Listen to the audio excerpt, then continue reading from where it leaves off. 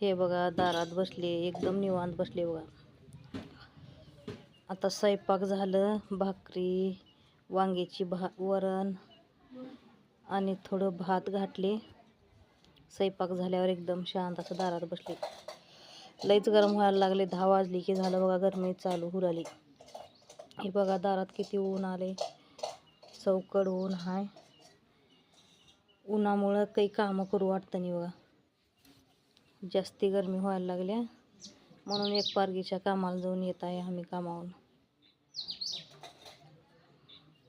आता धुणं भांड्याचं काम आहे घरातलं, ते करून घ्यायचं थोड्या वेळात.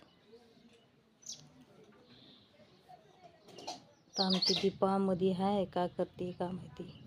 भांडे काढायला वाटतं, भांडेच काढाले.